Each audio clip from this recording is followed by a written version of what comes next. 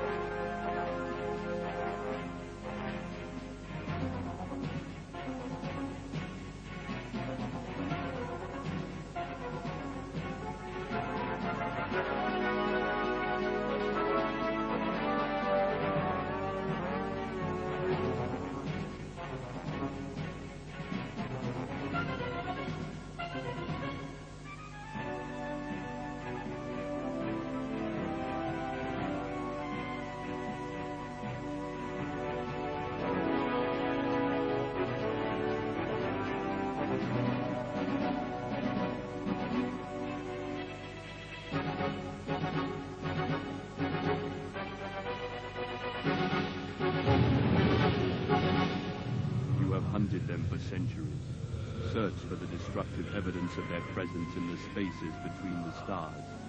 For eons you have followed, and they have always eluded you, until now.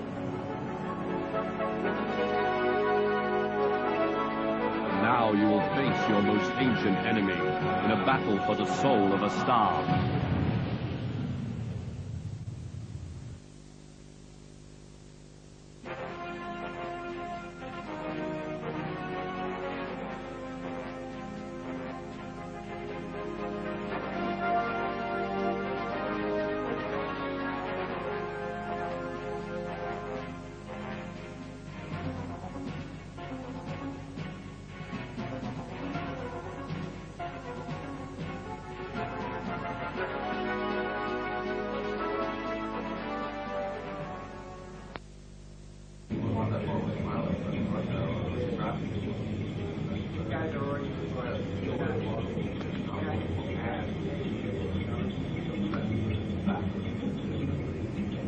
Tried it? Not yet. I'm done.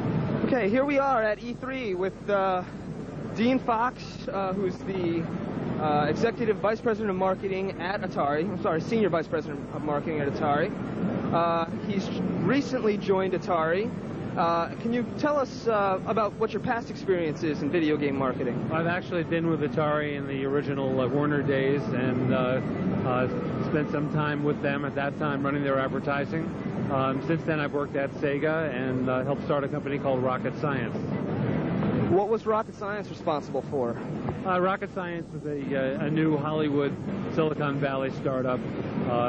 Very big funding, very big expectations, very exciting software. How would you compare working with Sega to working for Atari? What are the differences that you see, and what are the benefits and drawbacks on both sides? Well, clearly, because Sega is a Japanese company, working with a Japanese company involves a great deal more trans-Pacific diplomacy. Atari being an American company based right here in Sunnyvale, California, it's pretty easy. Everything's in one building. You can talk to everyone you need to talk to manufacturing, make things happen much faster. Given that the Ultra 64 has been pushed back till '96, that leaves the Jaguar sort of as the sole contender in the lower price range of the next generation systems. How does Atari see that as an advantage, and what is going to be done to exploit that in marketing terms? Well, I think it's very rare in marketing or business in general to get an opportunity like this. Frankly, there is no alternative to Atari under $300. There are a great many people who are not going to pay $300 for a game system. So it's fairly easy to exploit. We have a great system, we have great software, and we have the best price in the business. Are we going to be seeing any more national TV ads or even local TV ads for out of the LA area? Our advertising program is going to be the largest in Atari's current history. Very significant advertising. You'll see it everywhere. It's a national program. It involves network television, spot television, cable television, consumer print, and radio. One of my last questions, and it's a self-motivated one. I realize Atari has plans to get on the net and possibly do a World Wide Web page. Is Atari planning to get out of the World Wide Web page and the rest of their net access? And how does marketing fit into it? Well, historically, Atari's had a very faithful, loyal following of people from the computer days as well as the game 2600 days. And that following continues to be at the forefront of web activity. So we realize we want to keep our communications with those people as broad and deep as we can make them. The web is definitely a part of that picture. We want to let these people know because they're the ones who will spread the word about Jaguar. Is there anything else that you'd like to share with the people at home regarding Atari's future and your plans and how you fit into Atari? Well, I think if you look at the overall package of Atari products, including VR, which is definitely a breakthrough, we have the fastest tracking mechanism ever made, and at a target price point of $300 for a home system, we'll be the first in the home with real VR, immersive VR, not black and white, not non-immersive VR, but real arcade-style VR. Once you've played these games, you don't want to play any other kind of games. It's a much better experience. Jaguar will deliver so much more in terms of CD and JagLink, which is a way to play two Jaguar systems, one to another, Jag modem, 6-button controllers. We've got many, many new products coming, and it'll be a very exciting year for Jaguar.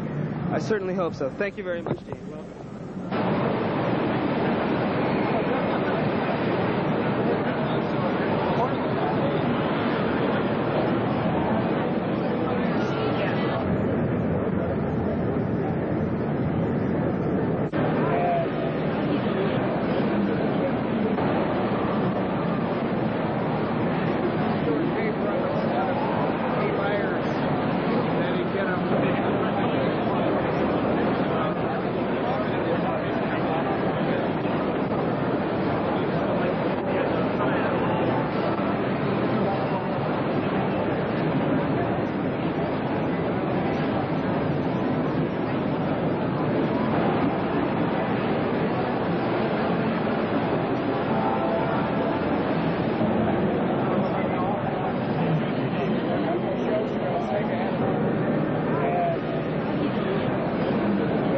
This is the Jaguar VR system that we've been developing.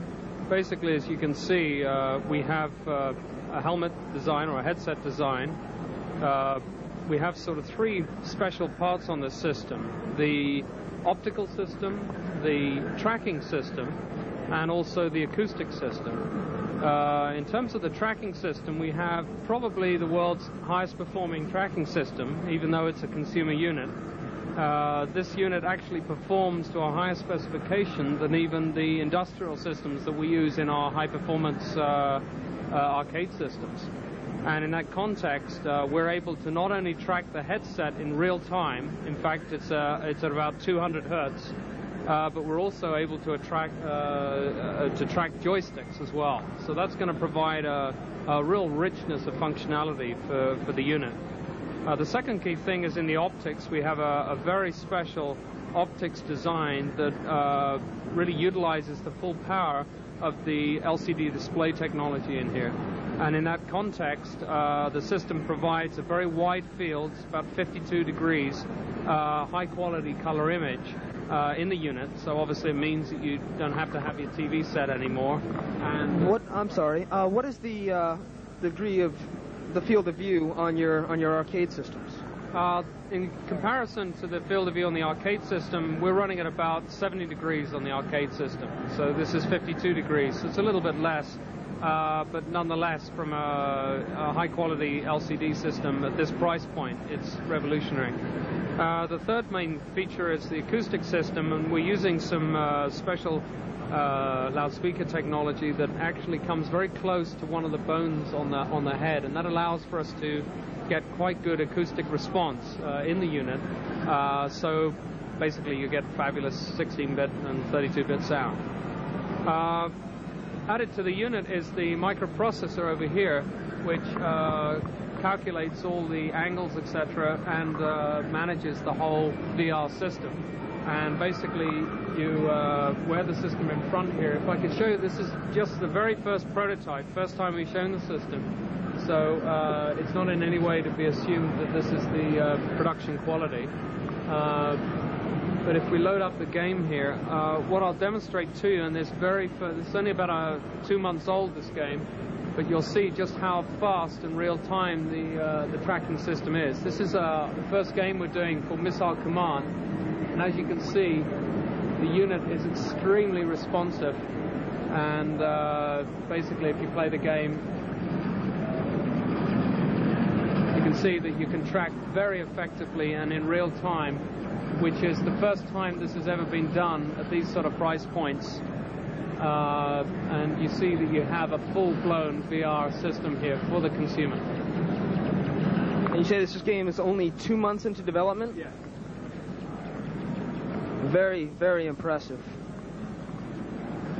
Now, the processing unit these processors work in conjunction with the Jaguar processors? That's right, yeah. We have a very high-performance DSP link between the two systems, and as I say, the tracking system inside here you can see is all these little sensors here. The mathematics in this is taken nearly a year to develop, just for the mathematics. So some real rocket science going on here. Actually 2 last questions for you. How did Virtuality come to choose Atari as their platform, or did Atari come to you guys to see if you guys could do something for them? Well, basically, it was really both companies coming together, and I think we were very concerned that in producing the cost of the headset system, we were still going to keep the cost of the product down to an appreciable level. And what you basically have here is a system that's, $200 to $300 plus the unit, so under $400 the whole set. And this is the first time that we've been able to reach this price point. Price point is absolutely critical to get this unit up into the volume, to get the platform very spread. Obviously you need a whole product offering. And the Jaguar as a 64-bit system is the only product out there, $150 now on the street, is the only product out there with a necessary price point where the headset can be added and the total is not out of the range of the consumer. I have to say, thank you very much, John.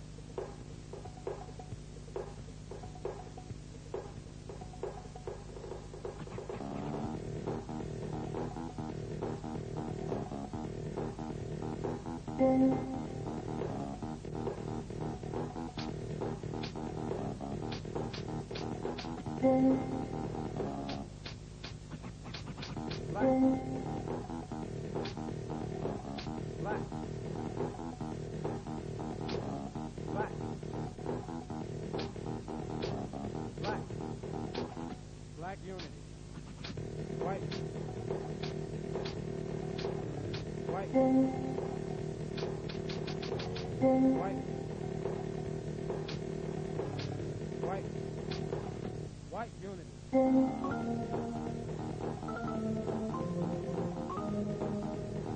Let's play ball, baby. Yo, take it. Open. Ooh. Get off me, chump. Oh, man. Coming at you. Yo, out. Here it comes. I'm open. You're too slow. Go. Out. Sweet shot. Here it comes. Get off me. All rim. Yo.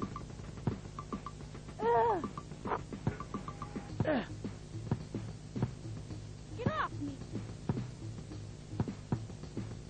Get off me. Get off me. Sweet shot. Coming. Here it comes. Get off me, chump. Oh, man. Hands on the rim. Yo, take it.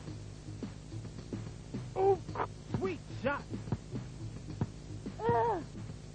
And I say to you, my brothers and sisters, hell is a deep, dark, foul-smelling prison of the damned. Filled with fire and brimstone, lost souls and demons. And how do you escape this eternal damnation?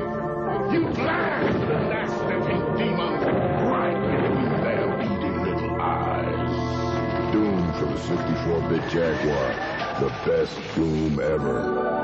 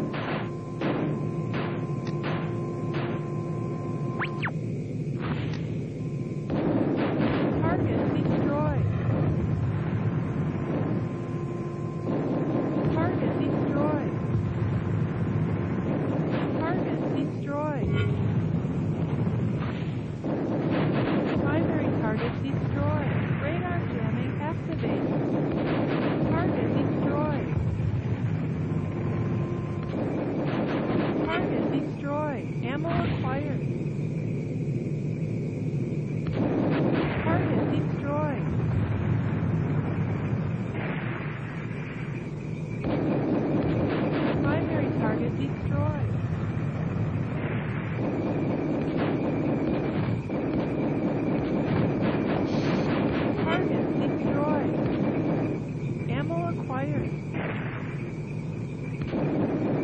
Target destroyed.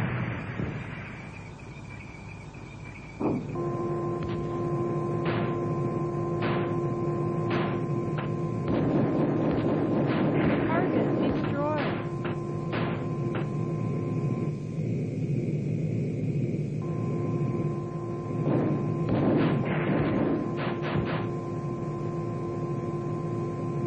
Reactive armor installed.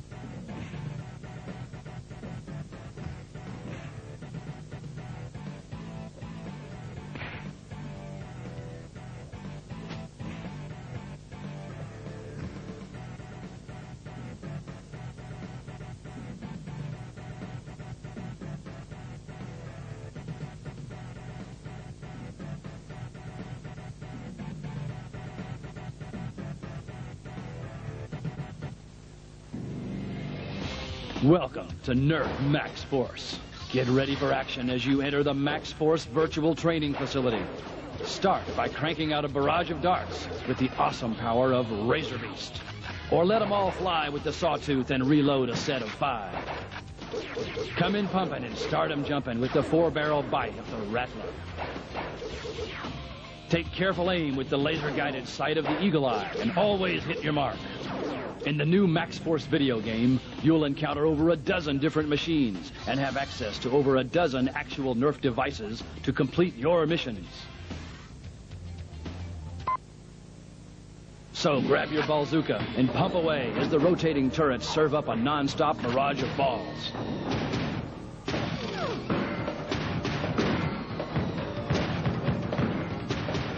It's enough power to turn any cyber snort unit into a pile of recycled junk.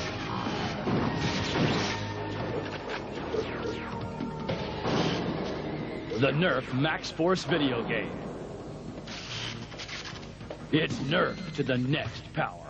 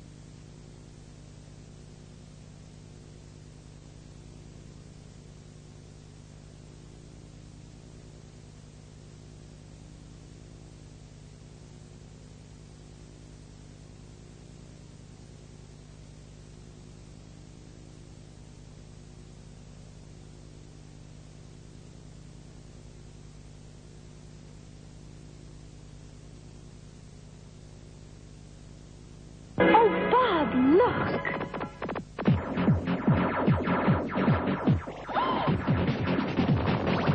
What do I think?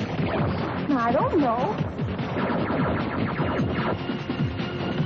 What's the use of even trying? You can't get a break. New Tempest 2000. What's that? Only on the Jaguar 64-bit by Atari. Do the math. Hello and welcome to the E3 Expo from Los Angeles, California. My name is Jim Marsteller for AO Magazine, and with me is the one and the only Jeff Minder from Lamasoft. Jeff, how you doing? Not so bad, thanks. Now, how do you feel knowing that a lot of Jaguar owners regard you as the messiah of Jaguar programming? Well, I don't know about that. I just try and do a good job whenever I can. Well, we're going to take a look at some of the stuff Jeff has done. And my favorite soft of the entire show, believe it or not, is not a game, but it's actually the VLM, Virtual Light Machine. We've been hearing a lot about it. This is actually it. And let me tell you, it's just fascinating. Jeff, do you want to show us some of the different methods or the different modes that we have with VLM?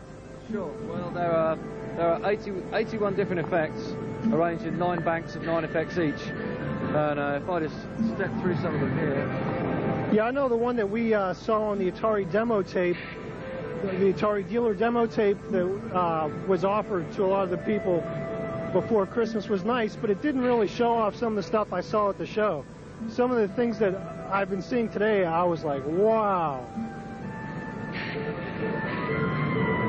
The VLM was an option where you could actually put audio into an audio line directly into the VLM, so you didn't have to play a CD. Are they still talking about marketing that when the CD comes out? Well, there's the design for that particular cartridge is done. Whether Atari will do it, I don't know. They're still thinking about it at the moment. If they don't do it, then probably the Virtual Light Company will. Okay, so I guess we got to start sending our letters now. Defender 2000, you've got 2 modes operating right now. That's the Classic and the Defender Plus mode. Yeah. And you're kind of, how far are you with the 2000 version? Well, most of the backbone of 2000 is in. The tiling generator for the parallax scrolling backgrounds is in. The perspective surface generator is in. The main sprite handling stuff is in. And the demo mode I've got, which is disabled in this version, is running 128 objects, full collision detection. You can fly the ship around, you can shoot at them. A lot of it there. The main reason they don't want me to show it at the moment is because some of the graphics are just placeholder graphics, and we don't really want to be showing it when people might get the wrong impression. But it's looking very sweet, 60 frames a second, larger play area, larger than the screen, vertical scrolling as well as horizontal scrolling. I'm very pleased with progress so far. Okay, so we're still on schedule for fall release of the CD? I hope so. I'm going to have to work my butt off, but that's what I'm aiming at. Well, a lot of people are waiting for it, Jeff, so we got to work hard. Okay, we're going to try to see if we can step back and take a look at the game now. Could you just kind of like explain the different mechanics of what we got right here? Oh, there's Flossie. And Flossie says the work is in progress. Isn't she lovely? Absolutely gorgeous, Jeff. Absolutely gorgeous. You got to get her back here. Yeah, well, as we're here at the start of Plus mode, I'll demonstrate Plus first. Okay. I'm going to start with the AI droids.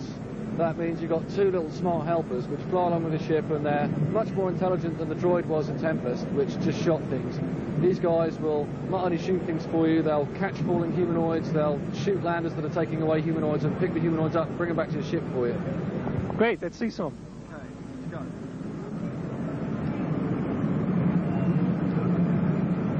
A lightning laser, it's a very useful weapon. A lot of firepower. Wow, it's really moving fast. And the objective here is to try and keep 60 frames a second throughout the whole game. Not moving so fast? Not moving so fast? Keep 60 frames a second? Yeah, we're going to keep 60 frames. Now, what do you call this? No, in Tempest we called it Meltovision. What do you call these graphics effects that you're seeing back here, like the Aurora in the background? The Aurora comes from the same school as Meltovision. I don't really know what to call it, I just call it the Aurora. But basically it's done by plotting a line of pixels with the intensity varying at the bottom, then scrolling it upwards whilst reducing the intensity. It's a very similar effect to Meltovision, but we can get it to run in phrase mode, so it runs very quickly. Almost looks like a psychedelic fire or something. Absolutely. Well, I had a bit of bandwidth left over, so I thought might as well use it up in making it psychedelic, hence that and the little plasma down the bottom there. Okay, for the diehard people, how about taking a look at the classic mode of Defender?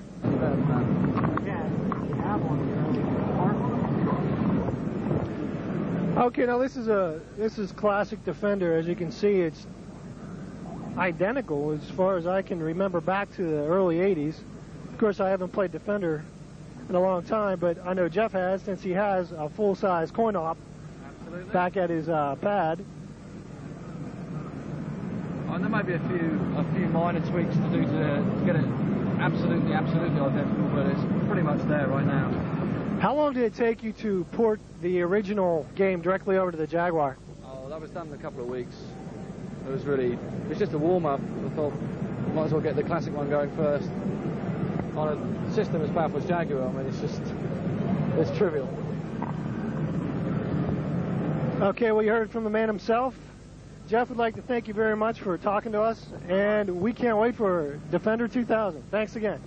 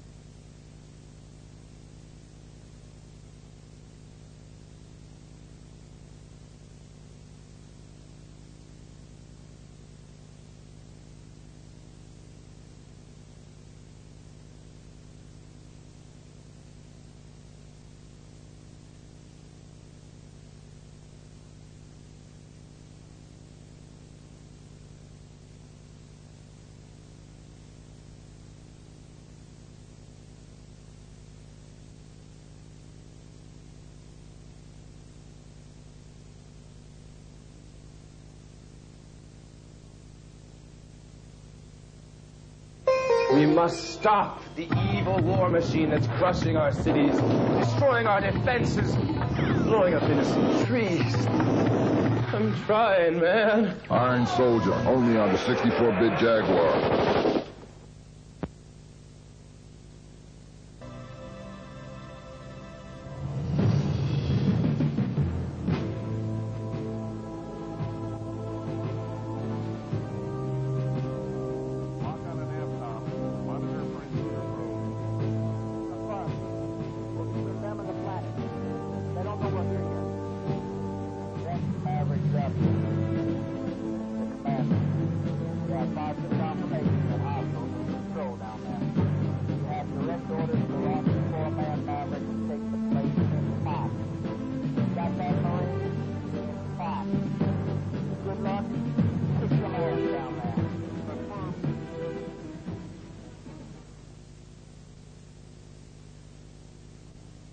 Attention Maverick Assault Commander. Your mission is to insert a combat squad of 4 troopers and conduct a search and destroy operation. A raiding party of Dalat commandos has attacked us. They hit the Fleet Transit Maintenance Complex on Regolon 3. The Dalat are preparing this location to be the base of operations for an all-out assault. If we don't recapture this planet, the entire star system could fall under their domination. Your primary objective is to locate the enemy force and destroy them. No prisoners, no quarter, just shake and bake. The only chance we have to mount an effective counterattack is to prevent the enemy from coordinating their forces in the sector. In addition, you are encouraged to lay waste to any and all military assets the enemy can make use of. I know this is a tough assignment, but you men are the best hope we have.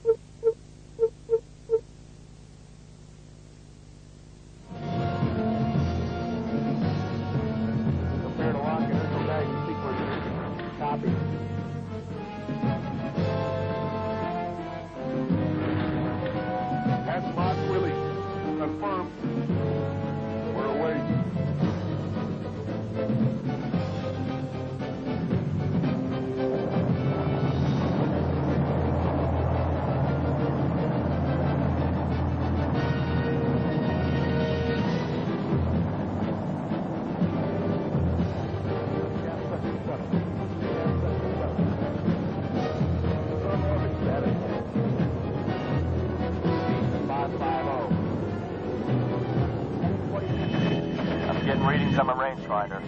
Cargo bay airlock is damaged.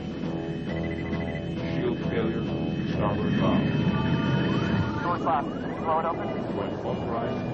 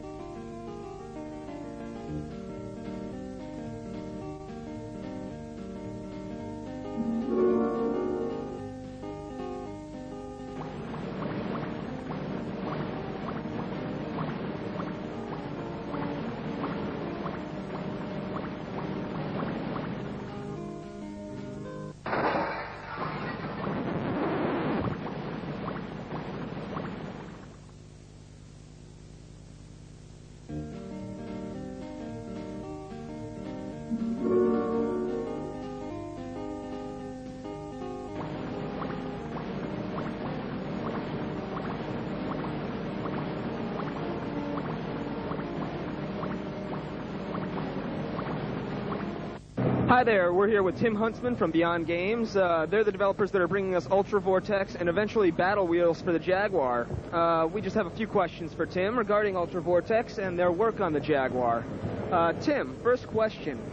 Ultra Vortex has been in development a long time, and a lot of people are asking why. It seemed like it was done for quite some time, and we just wanted to know what were the improvements that you've made to make it that much better. From start to finish, there were a couple of problems. One of them was with software itself, like development software, that had to come up with a lot of things, build it from the ground up. There's not a whole lot of things to help out programmers. At the time when we first got the development system, started working on it, and then as we were going along, we just figured out how to to digitize, get better imagery, and working with the hardware to be able to do more things, and figure out how to do the CD sound and good quality. And we just decided that we're not going to release a half-done crappy game, so it had to take a little more time, and we decided to take more time to finish it up. Sounds like a good idea. The game plays really well. I understand you're responsible for at least the design and concept behind a lot of the game and the plot. What is it besides the concept work that you do at Beyond Games? Kind of like the writer, the storyboarder, just concepts, ideas. I take care of a lot of the PR work. I don't know, a lot of people have probably talked to on the internet and stuff like that. So just kind of all around, everything but. Sounds good.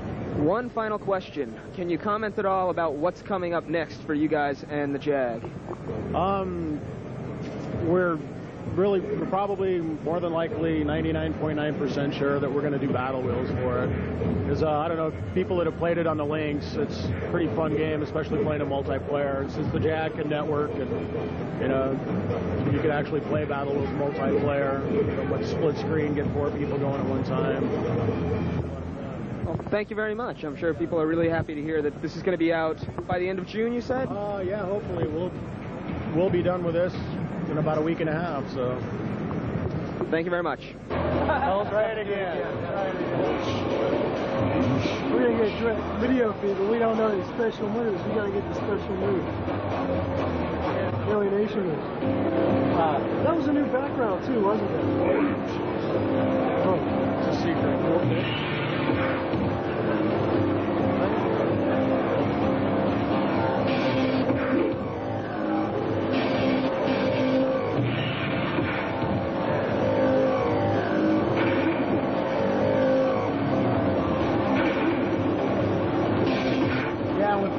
Too, if you're in the air, you're passing, you pull down and hit, I think, A, grab it. Awesome.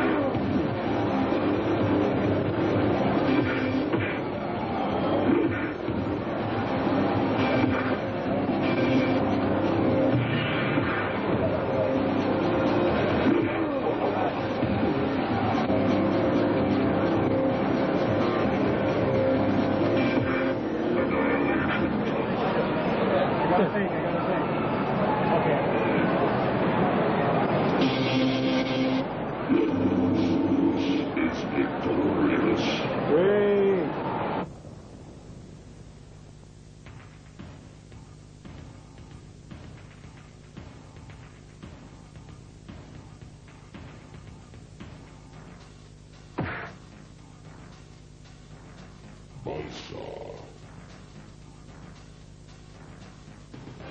Lucius.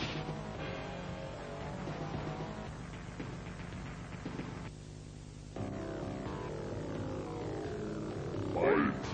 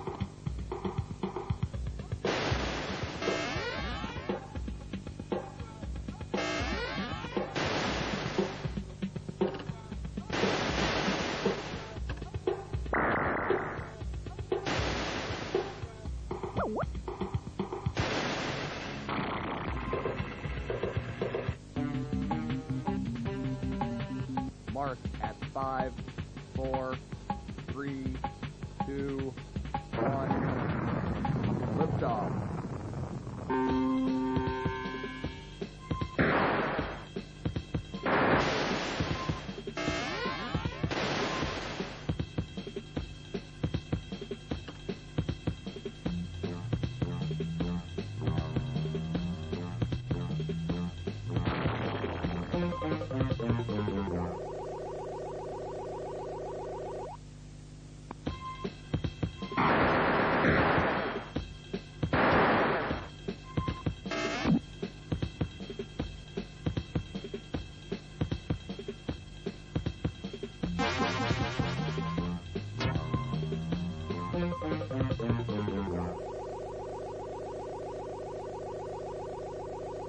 We have Scott Legrand and Stephanie, I'm sorry, Steph, I can't pronounce you, Vukovitz from 4Play, who are here to show us their creation, Battlesphere.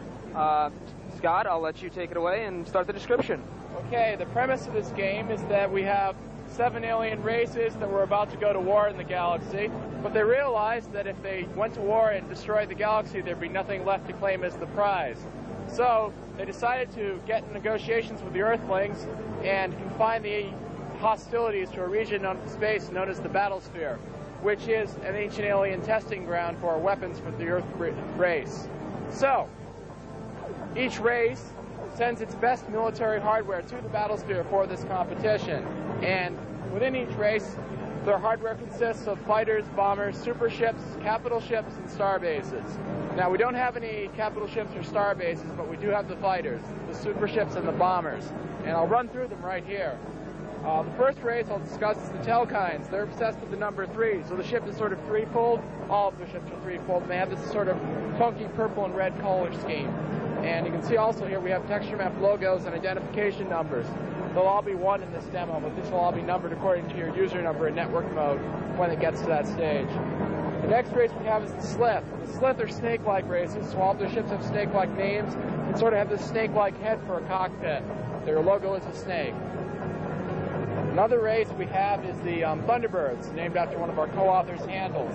And their ships are all bird-like and have bird-like names. And this is the Falcon 303, which is sort of an in-joke. Okay, we also have an all-female race, and their logo is a sort of female symbol with an S on it. They're known as the Sabab. Okay, their other ships have more violent-sounding names, like the Blade, which sort of looks like a UFO. Pick up the castrator. It's still there, we're getting to it. We also have the Earthlings, and the Earthlings don't have the most advanced technology except for weaponry. So they've taken all of their existing technology and they've constructed ships by slapping, say, 18-wheeler trucks and Saturn V boosters together and incorporating alien technology to make them space-worthy. This is the cat-based race known as the Okatna, and their ships are fast and lightly armed, but very, very fast.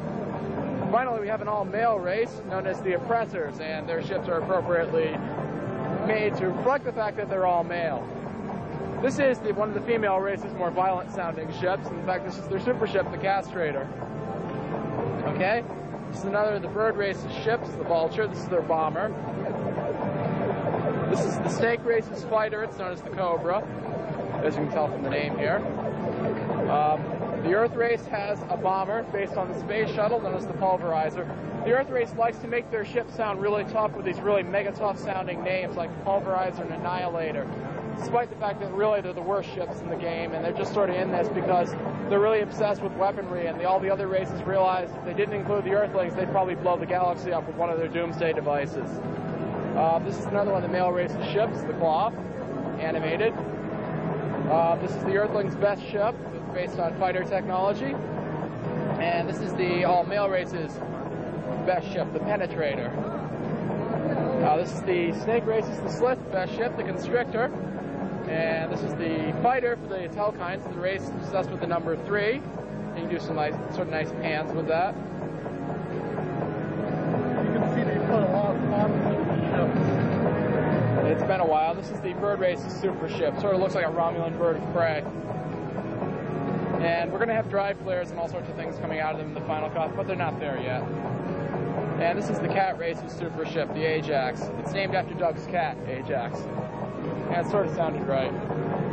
And this is the Telkine super ship, the Trilunar. I really like this ship personally. It looks really different. I think we're going to make a capital ship that sort of looks like that for them as well.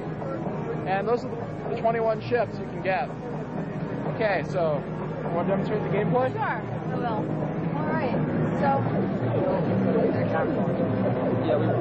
Okay, the radar for flying around is just like X-Wings in that this is the fore radar, and it tells you what's in front of you. This is the aft radar, it tells you what's in back of you. To go, it flies like a flight simulator. Up is down and down is up, but it makes sense after a while. To turn, you push to the side, and you can also roll and accelerate forward and even backward, so that after a little bit of inertia, we'll start to go backwards. There we go. We're going backwards. Now we'll go after some ships and try to shoot at them.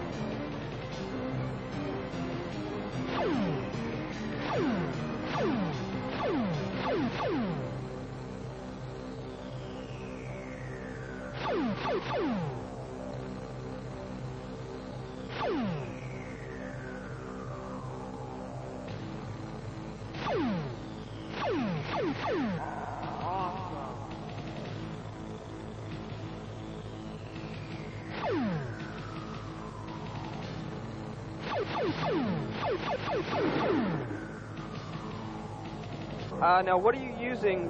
What additional hardware is necessary for you to do networking? For networking, the cat box will be necessary. And can we take a look at one of the cat boxes? Sure.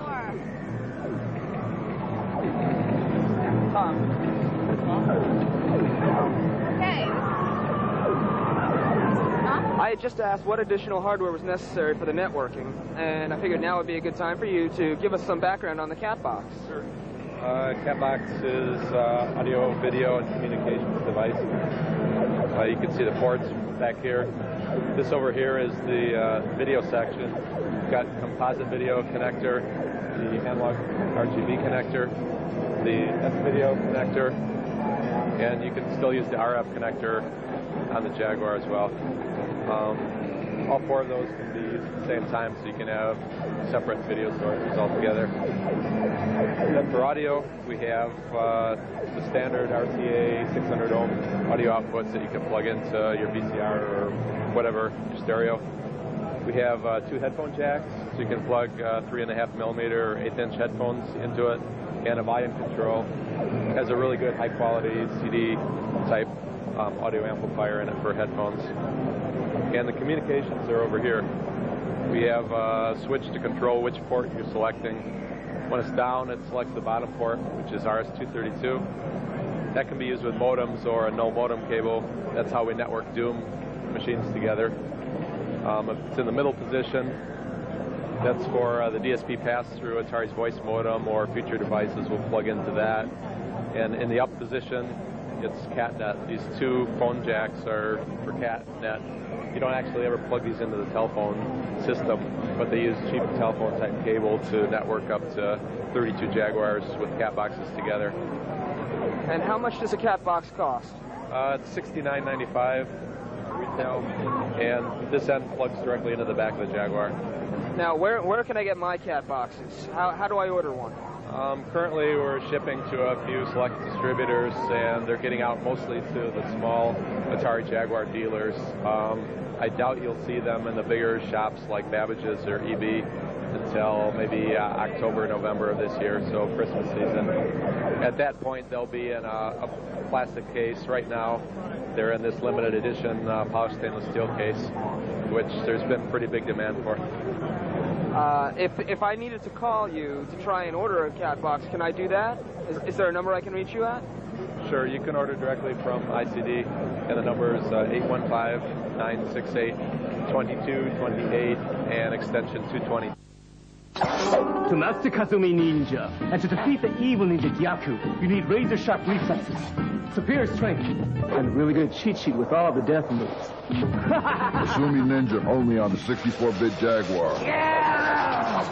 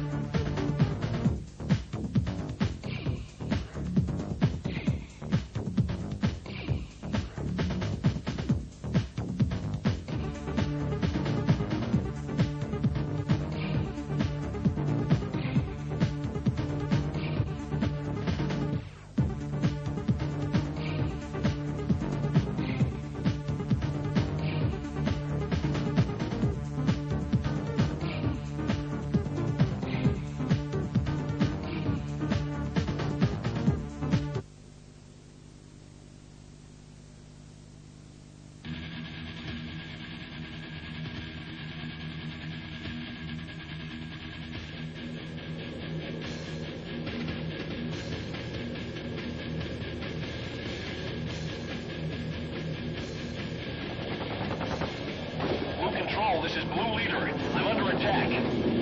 Roger, Blue Leader. Engage and destroy. Locked and launched.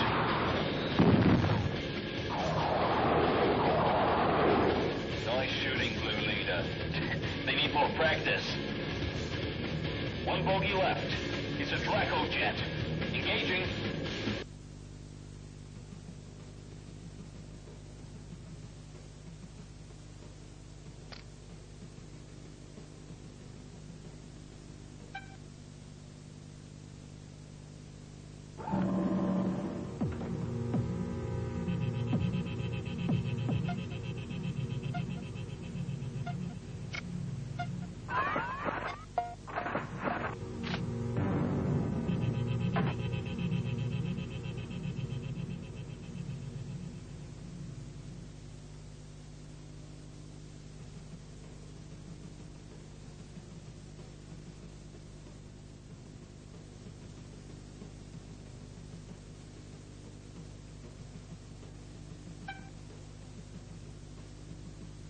Hornet, Stormer, Tornado, Harrier 2.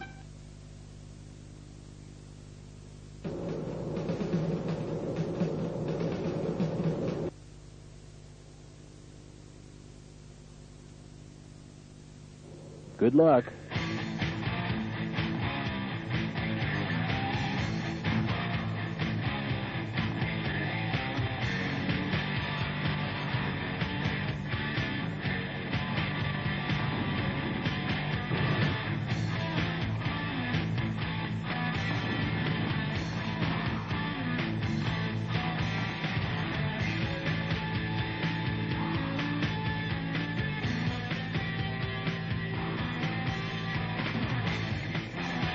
You're mine.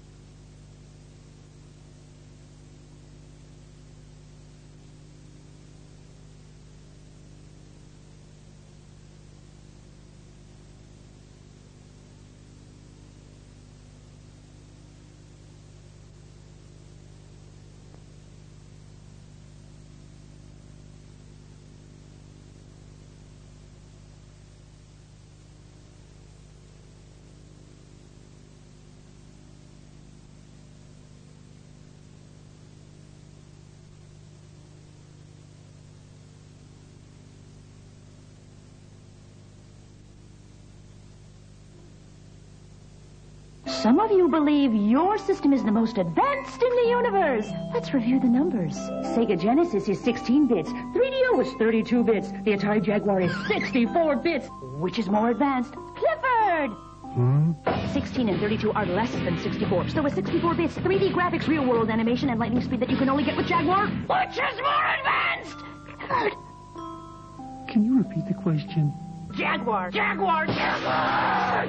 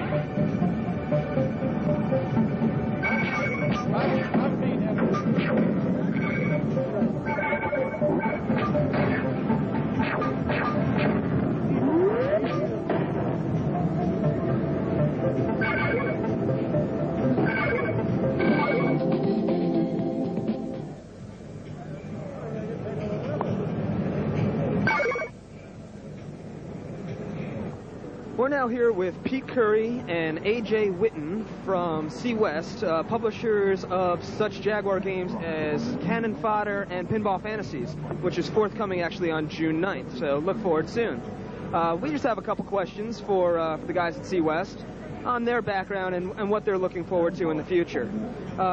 Peter, what is C West doing now, and what is their outlook on the Jaguar's future? Well, our next title, of course, as you mentioned, is Pinball Fantasies. We have also elected to do Hyperforce. We're not sure when it's going to be out, probably 3 months from now or so. We're out looking for titles. Anybody who has one, we'd be more than happy to accommodate you, at least give it some consideration. We feel that Jaguar has a pretty good future, basically because of its pricing, and it does actually have a lead in the industry. And just basically, we feel good about everything. I've sort of left AJ out of this whole conversation. Let me ask AJ, what do you do for C West? Basically, I'm in the research and development game testing area. Pete brings me the ideas with the games. I look at them, play test, and find the errors, bugs, report back fixes, and any other suggestions I may have to improve the gameplay and playability of the games. Sounds like a lot of fun. Is there any closing words you'd like to leave to the home audience? Pinball Fantasies, that's the way to go. Right, get in there. There's one thing I would like to say. You need to get into and support your independent dealers, the old Atari base, the guys that are really working hard. Get in there and pre-book your order, especially with your third-party software people. Get those orders in early. It forces the major chains, for instance, to book early, and just get out and support your dealers. Sounds like wise words.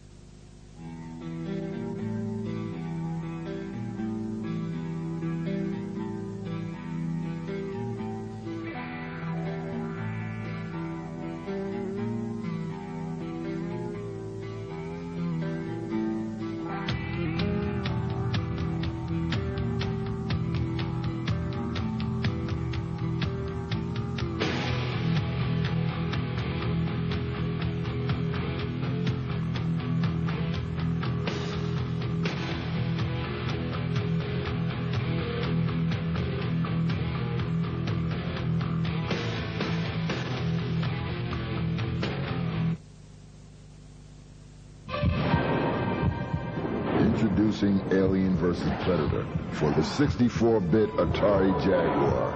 You might not want to play it alone. Ah! Mom. Mom?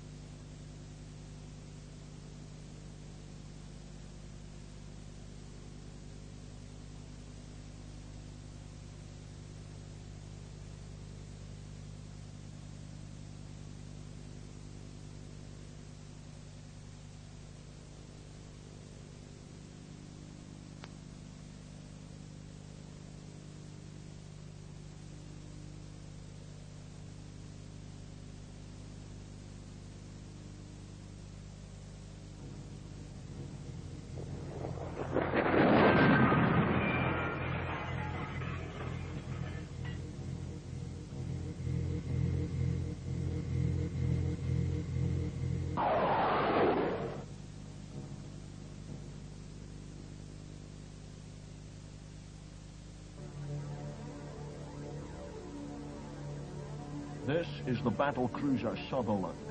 All other battle cruisers have been lost after investigating reports of Phoenician activity in the Perseus star cluster. We believe we have located the Phoenician homeworlds. Our mission is to seek and destroy the Phoenician menace before they start another war of conquest.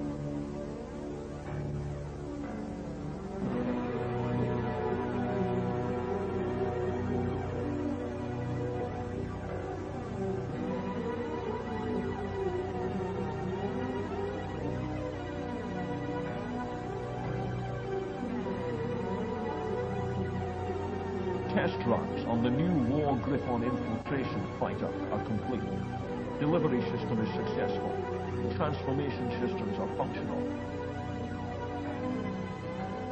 Stand by for war.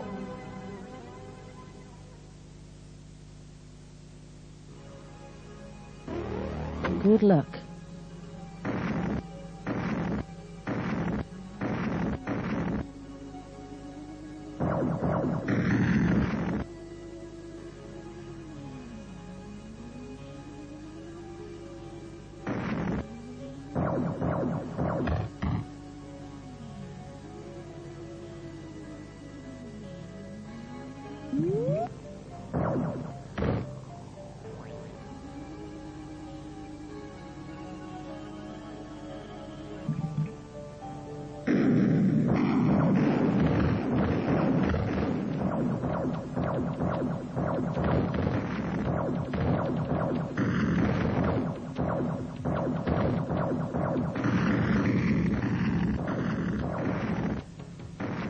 Shields low.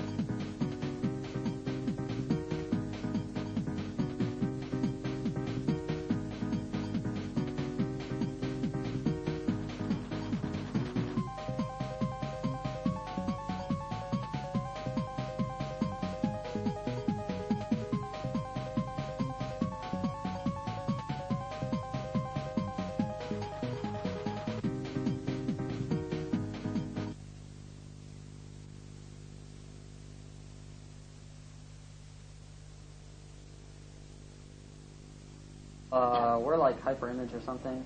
We suck. This is Paul. He's the creative director. I'm Jeremy. I'm the president. And this is Matthias. He's our director of art and design. And we're doing like a little expository interview. And I'm allergic to light, by the way. That's right. There's a lot of light. So if you see a painted expression, it's just a light. So how'd you guys get started? Paul, you want to take this? How we got started. All right. Once upon a time, I had a lot of money, and I wanted to do something cool with it. And I was hanging around with Jeremy at that point, and he knew all about SGIs, and I wanted to get an SGI and do freelance graphics work. And it turned out neither of us knew enough about that to do it. And then we discovered we knew video games, and we could do them. Well, kind of. So we kind of like got together in my apartment, and very small 2-bedroom apartment, by the way. And put together a couple guys and started. We actually pulled in. I'd met Ottavio, his younger brother, before I met Paul, and so we pulled O in as a programmer, and Paul, O, and I started working on Super Nintendo stuff, and we ended up moving over to the Jaguar because it was pretty much the coolest thing out, and started writing Hover Hunter, and that's pretty much how we got started, and now we're in this wonderful house getting lots of stuff done, right? Yeah. We get all kinds of stuff done. So how do you like programming on the Jaguar? Jaguar's really cool to program on. It's a lot of fun, definitely. It's a little tricky. There's not too much. A lot of people talk about the Jaguar's learning curve, and I don't know, I don't buy that. But it does. You have to definitely get used to programming multiple processors. But beyond that, it's really cool. I think we have an advantage in that O is a freak, and he loves nothing but assembly. Anything I don't want to do, I push it off onto Paul's brother. But basically, I still think that what we're doing right now, as far as the interpolated landscapes, probably couldn't be pulled off on anything else that's currently out right now. We could definitely get really close and do other things that are completely different and arguably better or whatever. But this current interpolated landscape, the smoothness and all that stuff, is pretty particular to the Jag, the way that the tri-color model works, and we're using multiple processors and all that fun stuff. And how do you position the Jag's power versus what's coming out now? It's like the Sony and Sega. We don't really know power too much of the about Jag. them. Yeah. That's a very political question. I mean, does it have enough to still keep up in the generation? Oh, absolutely. I mean, the price is going to be a good point. With the price that there's rumors going around now of it coming down to 100, and don't take that as official for me. We don't talk to Atari enough to know these sort of things, but if the price comes down to 100 and lots of good games come out, I think at for it, the Jag absolutely still. has. What's the Saturn's announced price right now? $399. 400, yeah. Well, they're selling Super Nintendos and Jennies at 100 right now, so yeah, it's quite competitive there. Yeah, cool. So how's the current release or your current game being? Where are you at with it right now? We're about half done right now, basically. We got the engine is locked down, networking is locked down. When I say the engine, I mean like the graphics part of the engine and the tile editors. We got all of our internal tools done. So basically what we're looking at now is enemy AI and a little bit more sound stuff, and then just a lot of design work. Kicking in all the level designs. All the structure is there to support the levels, and a lot of design has been done, but it has to actually happen now and get together. And as Matthias will tell you, it's a lot more than just beyond putting together the levels. We still have all the dynamics of play to put together. Just a lot has been worked with, but it's we've been learning how to do this. Like nobody's ever done this before, so we got to learn how to do it as cool, the coolest we can anyway. So we've done a lot of stuff. It's all going to be even better in the end. What cool features are you looking to put into the game? Well, those are interpolated landscapes, first of all, that you should explain, because anybody that wasn't at the E3 or doesn't understand I guess basically we started out, Hover Hunter started out, originally it started out as an overhead shooter, but for the Super Nintendo. When we started doing Hover Hunter for the Jag, we decided to do it with height fields, which is really similar to techniques like if you've ever seen Comanche on the PC or in other games like Cyber Race on the PC. Height fields are basically a big. If you've ever seen like F-Zero on the Super Nintendo, it's like F-Zero with heights. So basically, you've just got a lot of rectangular prisms that are like a nice smooth landscape. But the problem is, I guess I'm still. It's essentially one big flat texture map. But instead of being a flat texture map, each pixel has its own height value also, so it can be a certain height off of the floor of the texture map. And that way you can set every single pixel on the landscape to have a different height, so that you can have perfectly smooth, fully textured. And the problem with it is that we found it's not that smooth when you get up close to it. If you get up close to it, it's like if you look in Doom or anything like that, where you have a relatively real-time texture map environment, you get up close and you've got big, really nasty big pixels. So Otavio implemented interpolated height fields, which basically, instead of blowing up the pixels really big, we just do it's basically like a real-time blur or interpolation or anti-aliasing or whatever you want to call it. Makes it look like Garo shading. Yeah, so basically we pull off a really nice, completely smooth, we can keep zooming in on it, keep getting close to it, and you just won't see any kind of pixelation, which is really cool. And we just pulled that off about, I'd say 2 days before the E3. So if you see any current footage of Hover Hunter, unfortunately a lot of the landscapes haven't been designed to take advantage of the... Yeah, all the landscapes were in evolution, because we're trying to learn how to make them look as good as we can, and it was all an evolution for the old height field technique. The interpolation brings in a new set of problems, and so we got lucky in that one landscape looked really good and the other one just looked really bad. But he's working on it, right? I'm working on it. Cool. All the landscapes are Matthias's fault. He's done all the landscapes so far.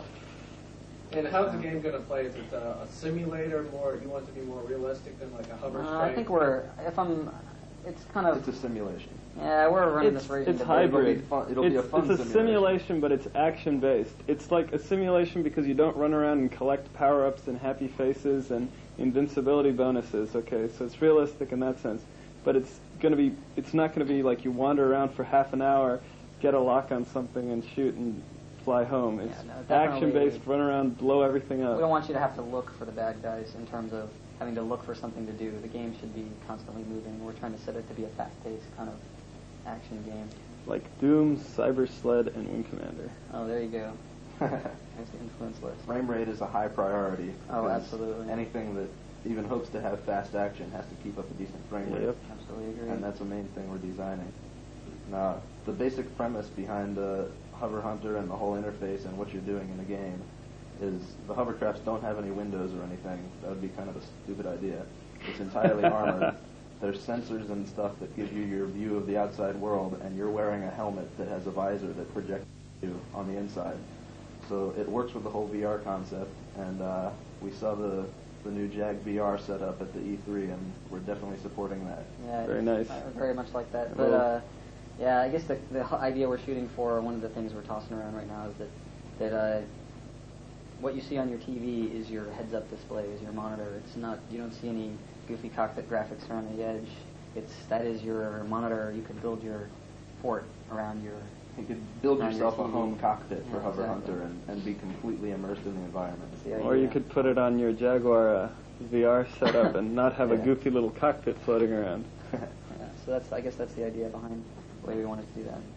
What about the networking? Because I guess we talk too much. Because that's really network games important. are it. Network games are the future. Anybody who's played 4-player network Doom deathmatches knows that, and that's one of the main reasons I'm in it, is to make fun networkable games that you can play against other people, because playing against the computer just gets boring after a while, no matter how good the computer is or how much fun it is. Sure. So basically, right now we've got head-to-head networking working pretty stably. Unfortunately, I broke it a little bit for the E3, but I mean, we definitely had anybody who was at the E3. If you mentioned networking, I gave you a demo of the little head-to-head action. But basically, we're going to be going for cooperative kind of mode, where you get to blow the crap out of your friends. And beyond that, and beyond that, we're really that's the kind of networking that we're supporting. We're currently supporting the JagLink, which is just a head-to-head link-up cable that's going to be coming out from Atari sometime in the future. Catnet, we're 100% supporting. RS-232 with the cat box, we're supporting. Right now, there's no plans to support the voice modem or haze modems, but if we get enough feedback on that. And while we'd like to make the game as cool as possible, we'd also like to get it out before next Christmas. Yeah. Speaking of the release date, we're currently shooting for a real late summer release right now.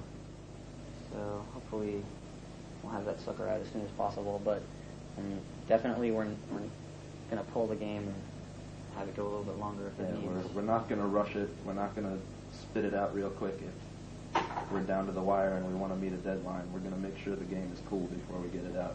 Yeah, but I don't think it'll be a problem. Oh, and the 2 meg cart thing. Oh, yeah. We're keeping it down to a 2 meg cart for price reasons. For you, the consumer. That's right. We want this thing to be damn. We're in it for you. That's about it. Great. Well, I'm sure AEO and all of its viewers really appreciate your efforts, and hopefully we'll see some really great games coming out soon. Cool. Yep. Later.